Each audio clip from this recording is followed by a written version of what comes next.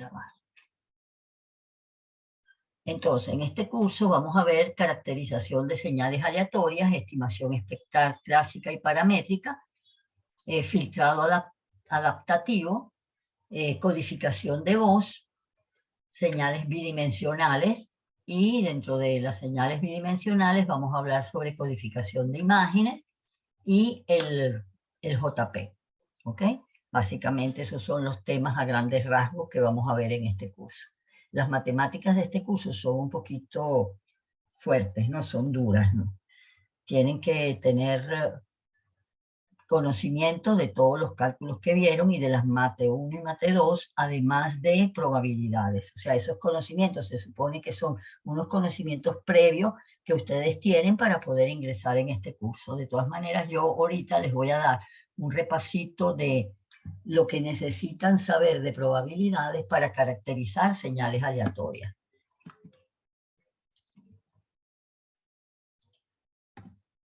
Bien, la evaluación, esto también está en el cronograma y en el plan de clase. Vamos a tener 3 tareas, un proyecto y 2 exámenes. Las tareas y el proyecto son actividades grupales. La primera tarea se entrega en la 4ª semana, el 3 de noviembre. La segunda tarea en la 8ª semana, el 1 de diciembre. Y la tercera tarea en la semana 11, el 7 de enero. El proyecto se entrega en la semana 13, que es el 19 de enero. Y los exámenes, el primer examen lo vamos a tener en la semana 6, 17 de noviembre, y el segundo examen el 2 de febrero, que es la semana 15. Vuelvo y repito, las tareas y el proyecto son actividades grupales. Entonces van a ser, ustedes se van a unir en grupos de 3 personas máximo, ¿ok? Después vemos que si sobra uno, falta algo, bueno, puede haber un grupo de 2. Pero los grupos de 3 son grupos lo suficientemente grandes y no pequeños como para que todos intervengan en la actividad, ¿ok? Entonces, el grupo se va a mantener durante el semestre, o sea, el grupo que entrega la tarea 1 será el mismo grupo para la tarea 2, tarea 3 y para el proyecto. Las tareas y el proyecto no se las he puesto todavía, pero a final de semana los van a tener en tareas en módulo 7, ¿ok? ¿Hay alguna pregunta sobre la evaluación? Fíjense que No, profe.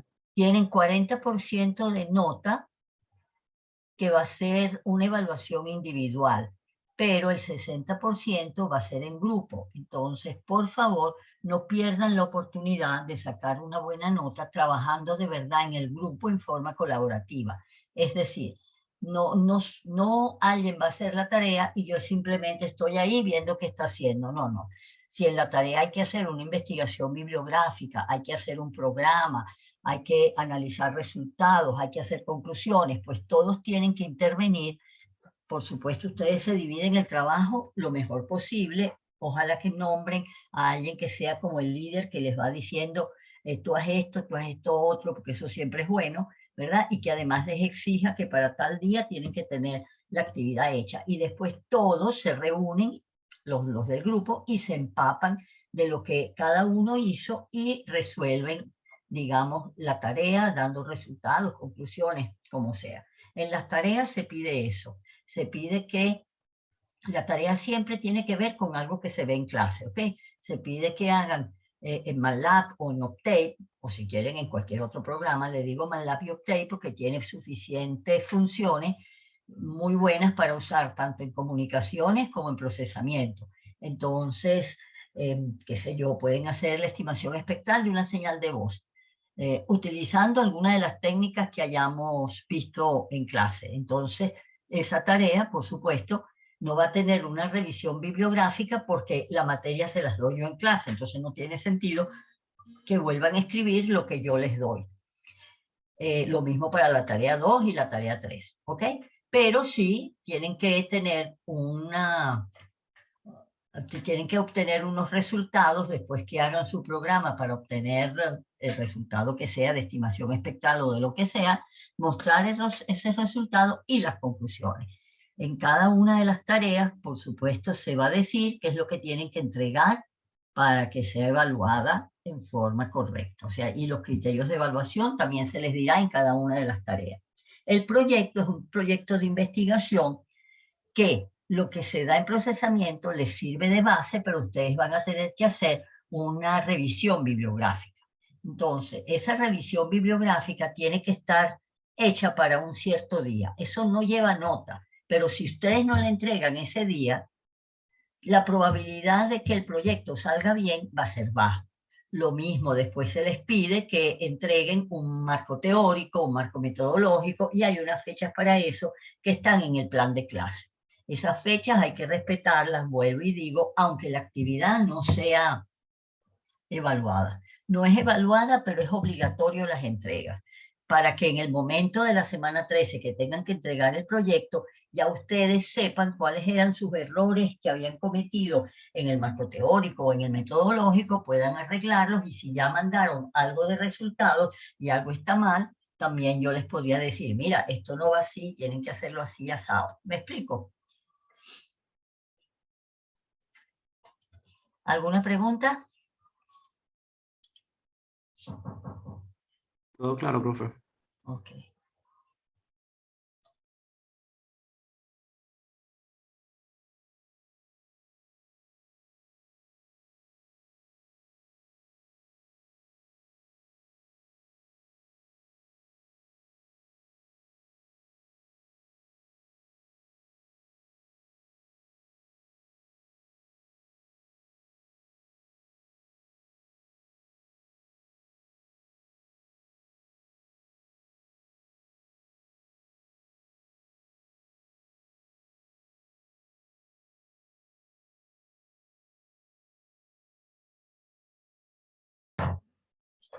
Bien, la clase de hoy va a ser sobre procesos aleatorios, ¿ok?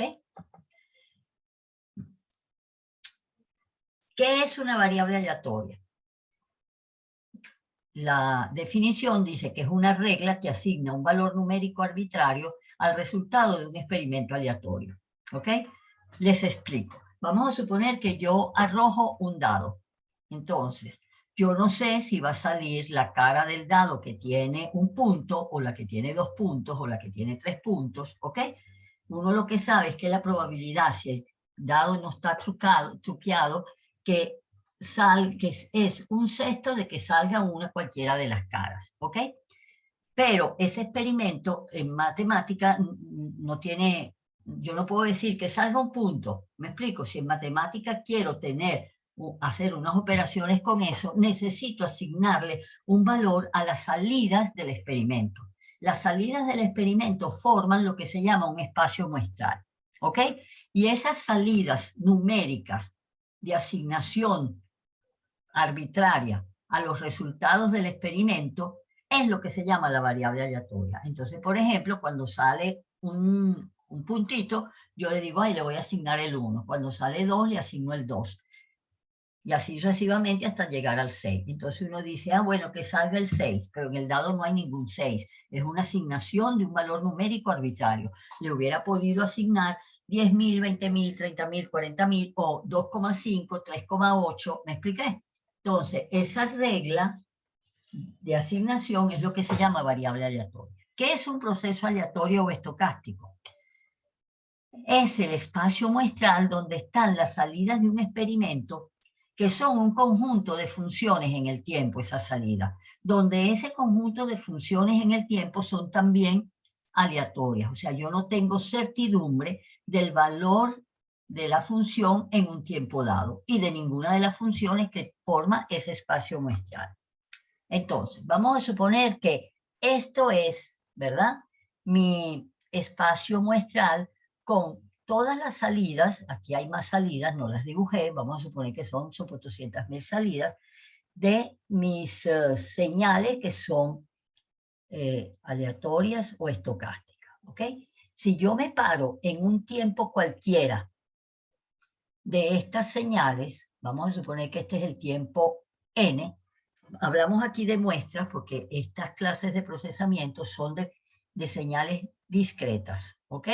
Entonces, aunque aquí la vean dibujada como continua, esto realmente es una señal discreta que los puntos están tan cerquitas uno de otro que los humanos lo ven como si fuera continuo. Entonces, en N yo puedo decir que esta salida, esta salida, esta salida y todas las demás salidas que hay acá y esta salida forman, ¿verdad?, los valores que puede tomar la variable aleatoria X o Y, o como la quieran llamar, estoy llamando este proceso el proceso X, en el tiempo o en la muestra N. Si me paro en otra muestra, por ejemplo, N1, donde N1 puede ser N más M, ¿verdad? Estoy tomando otros valores de las salidas de estas funciones, ¿verdad? Que me dan otra variable aleatoria que la llamo X evaluada en N1 o evaluada en N más M o en cualquier valor. Y así puedo ir tomando muchas variables aleatorias.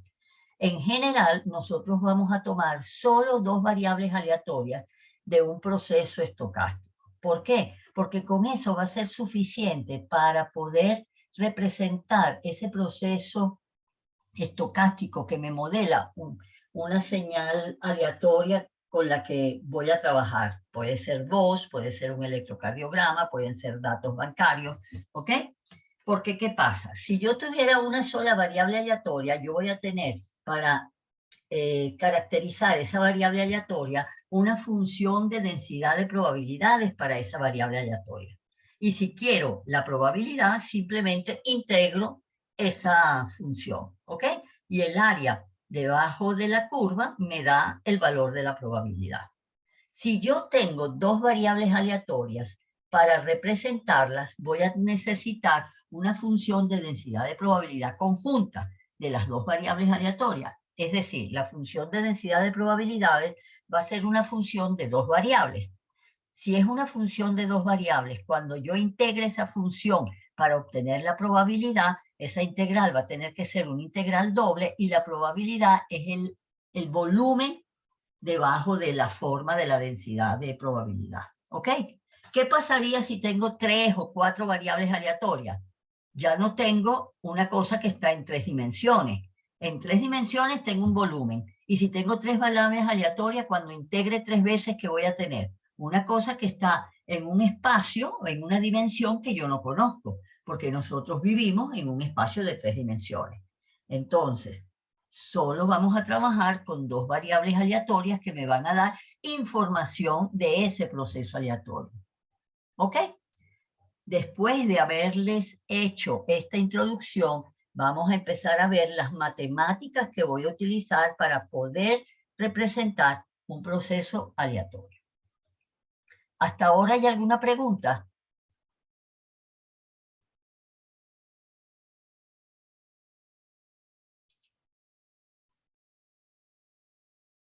¿Ninguna pregunta? Creo que no, profe. Ok. Bien, entonces, sigamos. Bien, entonces, para caracterizar una variable aleatoria, ya les dije que puedo tener una función que se llama la función de densidad de probabilidades, que nosotros le asignamos tanto en probabilidades como en señales la letra P. P de X, función de X, es una función de densidad de probabilidades de una variable aleatoria que llamo X. También hay otra función que es la función de distribución acumulativa, que no es otra cosa que la probabilidad de que la variable aleatoria tome valores menores o iguales que una cierta salida. Por ejemplo, ¿cuál es la probabilidad de que al tirar un dado salga el 1? ¿Ok? Entonces, eso sería un sexto. ¿Cuál es la probabilidad de que salga 1 o 2? Sería un sexto por 2. ¿Ok? Entonces, esa probabilidad de que X tome valores menores que una cierta salida es lo que llamamos la función f de a. Si yo integro la función de densidad de probabilidades, ¿verdad? Consigo la función de distribución acumulativa. Y si derivo la función de densidad de distribución acumulativa, consigo la función de densidad de probabilidades. Ustedes ya conocen algunas funciones de densidad de probabilidades como la gaussiana, la uniforme, la Rayleigh, la Poisson, etc. ¿Ok? Estas funciones entonces me caracterizan una variable aleatoria. Si yo tengo dos variables aleatorias, estas funciones van a ser funciones no solo de X, sino de X y la otra variable aleatoria. Vamos a suponer que tengo dos variables aleatorias, X y Y. Entonces la función de densidad va a ser la función de X de XY. ¿Ok? Que si esos procesos son estadísticamente independientes, puedo verlas como las marginales multiplicadas. ¿Ok? En el caso que teníamos dibujado, teníamos dos variables aleatorias, una X evaluada en N y una X evaluada en N más M. Entonces la función conjunta va a ser P de X de N más M. ¿Ok? O sea, X de N y aquí en Y ponen X de N más M. Bien, también hay otras dos funciones muy importantes que nos van a servir muchísimo en la caracterización de nuestras señales, porque nuestras señales las queremos caracterizar ¿para qué? Para procesarlas, para pasarlas por un sistema. Esas funciones son la función de autocorrelación y la función de autocovarianza. La autocorrelación la vamos a llamar con la beta phi, y de un proceso aleatorio X vamos a decir que la autocorrelación phi de XX de n, m, es decir, de una variable aleatoria x de n evaluada en n, pues una variable aleatoria evaluada en el tiempo m, ¿verdad? No va a ser otra cosa que la integral doble desde menos infinito a infinito en n y en m, ¿verdad? De x de n por x de m por la función de densidad de probabilidad conjunta de esas dos variables, diferencial de x, aquí hay un error, esto no es diferencial de y, sino que esto es diferencial de xn y esto es diferencial de xm, ¿ok? Y la autocovarianza sería el valor esperado de la variable aleatoria referida a su media por la otra variable aleatoria referida a su media. Y se puede demostrar que la autocovarianza no es otra cosa que la autocorrelación menos el valor esperado de una de las variables aleatorias multiplicado por el valor esperado de la otra variable aleatoria. Si se fijan, estas funciones son secuencias bidimensionales, son señales discretas bidimensionales. ¿Ok? ¿Y qué es lo que hacen estas funciones? Bueno, miden qué tanto se parece una variable aleatoria a otra que está desplazada en el tiempo. Dicho de otra manera, mide la dependencia del proceso en diferentes instantes de tiempo o describe la variación temporal de la secuencia aleatoria.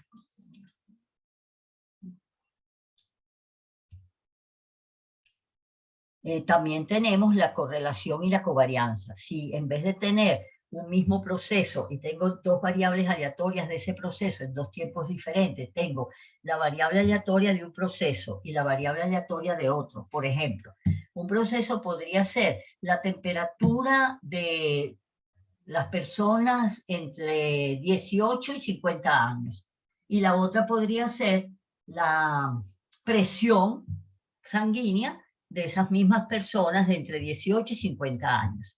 Yo quiero saber si hay correlación entre esos dos procesos estocásticos. Entonces defino, ¿verdad?, la correlación como el valor esperado de la temperatura por las salidas de la presión sanguínea. ¿Me explico? Si hay correlación, bueno, uno puede decir, si alguien tiene fiebre, también la presión es alta. O si alguien no tiene fiebre, la presión es baja, qué sé yo. Lo que salga de esa correlación. ¿Me expliqué? Entonces esos son dos procesos aleatorios diferentes. En cambio, yo podría medir en un proceso aleatorio de la temperatura, fijar dos variables aleatorias en el mismo proceso. Y eso sería autocorrelación. La covarianza se parece mucho a la autocovarianza, lo único que es de dos procesos diferentes. ¿Ok? Pero las ecuaciones son idénticas, basta sustituir donde tenían x de m por y de m. Si las funciones de probabilidad, ¿verdad?, solo dependen de la diferencia del tiempo entre n y m, la autocorrelación, la autocovarianza, la correlación y la covarianza ya no van a ser bidimensionales, sino que van a ser señales unidimensionales. Secuencias unidimensionales. ¿Ok? Me voy a ir un momentito para atrás. Ajá. Por ejemplo, yo tengo la función de densidad de probabilidades de estas dos variables aleatorias. ¿Ok? La conjunta. Si esa función no depende de n y de n más m, sino que solo depende de la diferencia de tiempo entre ellas, o sea, solo depende de m, esa función ya no va a ser de dos variables. Porque si dependiera de n y de n más m, fuera de dos variables, de n y de n1, donde n1 es m más m. Pero si depende de la diferencia de tiempo, solo va a depender de m, luego va a ser una función de una sola variable. Ok. ¿Cómo trabajar con estas funciones? No es sencillo. Desde el punto de vista de ingeniería, uno necesita unos valores que se acerquen a lo que uno mide en las señales. Esos valores son los que llamamos los valores esperados, ¿ok? O la varianza, o la misma autocorrelación.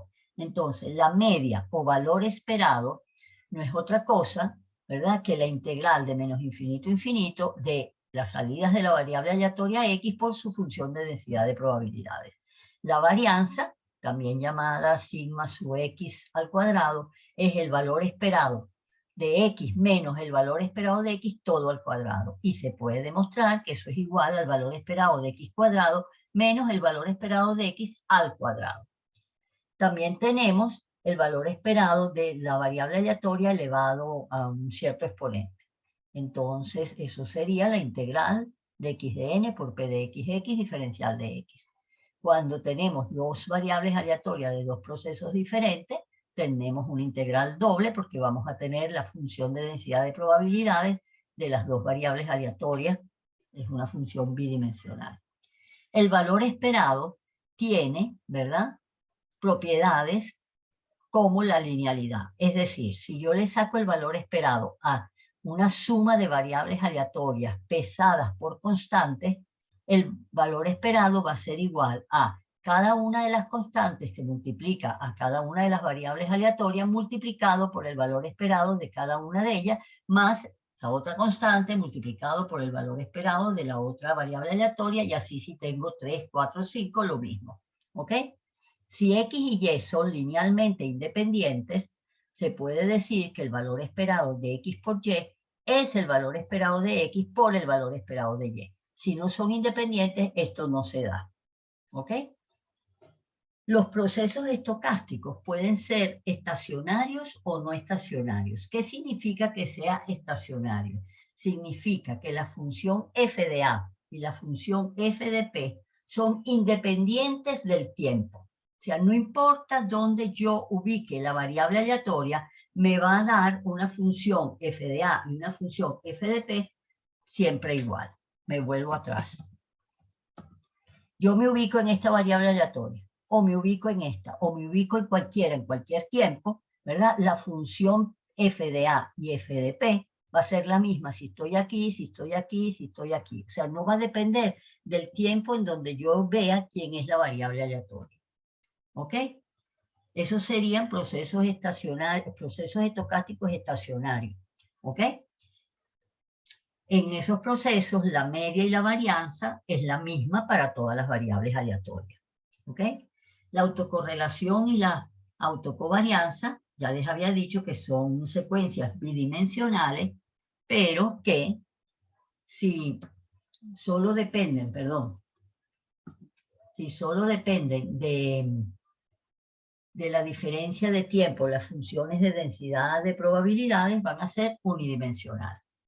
Entonces, nosotros vamos a trabajar con procesos estacionarios en sentido amplio. Es decir, es un proceso estacionario donde no necesariamente las funciones de densidad de probabilidades y la función de distribución acumulativa no cambian en el tiempo, sino que podemos garantizar que en estos procesos el valor esperado de x va a ser constante, no importa en qué tiempo yo esté evaluando la variable aleatoria. La varianza de X también va a ser constante, no importa donde esté evaluando la variable aleatoria. Y la autocorrelación y la autocovarianza solo van a depender de la diferencia de los tiempos entre las dos variables aleatorias. Si yo tenía una variable aleatoria en x de n y la otra en x de n más m, la diferencia de tiempo va a ser m. Entonces la autocorrelación solo va a depender de esa diferencia de tiempo.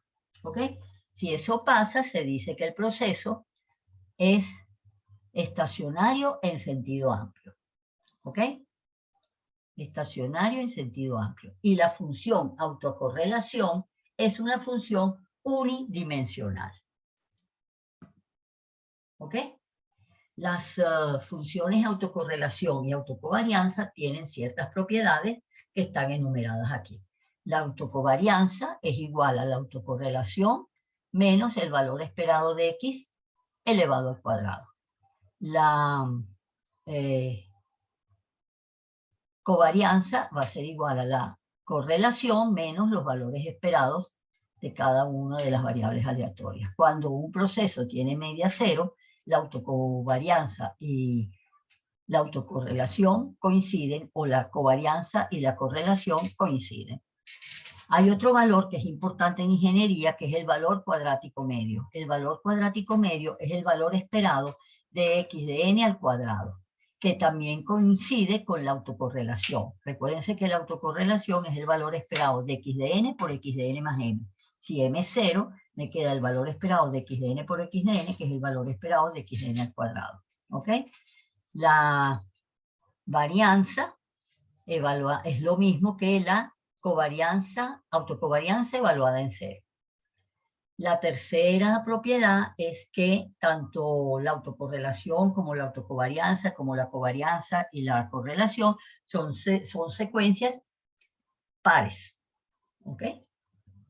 Cuando vean este asterisco es porque en matemáticas las funciones pueden ser complejas, pero en nuestro caso no, porque solo van a representar funciones del mundo real. ¿Ok? Otra propiedad importante es que el valor en módulo al cuadrado de la correlación entre dos variables aleatorias va a ser siempre menor que el producto de las autocorrelaciones evaluadas en 0. Y de aquí sale un colorario que dice que la autocorrelación tiene su valor máximo justo en 0. Y lo mismo para la covarianza. En muchos procesos estocásticos, no en todos, las variables aleatorias se decorrelacionan al estar separadas en tiempo.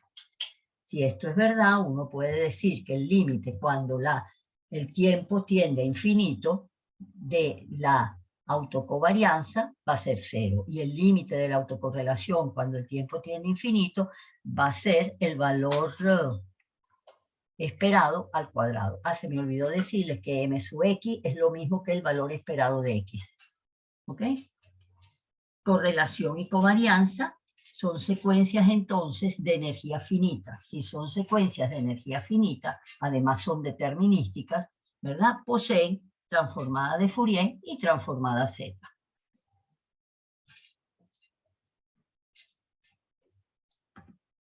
La transformada de Fourier, ¿verdad? La vamos a llamar phi de xx de a la jw para la autocorrelación y phi de xy de a la jw para la correlación cruzada. Y va a ser igual a ¿quién? A la transformada de Fourier de la autocovarianza más 2pi por m de x, el valor esperado de la variable aleatoria x al cuadrado con un delta en el origen. Esto es porque cuando uno saca la transformada, si el valor esperado es una constante, que dijimos que era constante porque nuestros procesos van a ser de estacionarios en sentido amplio, entonces esa constante me va a proporcionar un delta en el origen. Si los valores esperados son 0, la autocorrelación, la transformada de la autocorrelación va a coincidir con la transformada de la autocovarianza y lo mismo para las cruzadas. ¿Ok? Siempre puedo escribir la autocorrelación, ¿verdad? En función de su transformada. ¿A través de quién? De la antitransformada. La ecuación de la antitransformada que me dice que si yo saco la integral en un periodo de la transformada de Fourier de la señal multiplicada por e a la jw m diferencial de w y eso lo divido entre 2pi, eso me da la señal en el tiempo. Entonces, la autocorrelación en tiempo está relacionada con su transformada por esta ecuación, que es la ecuación que se emplea como antitransformada para cualquier señal. ¿Ok? Entonces, ¿qué pasa si yo evalúo en cero la autocorrelación?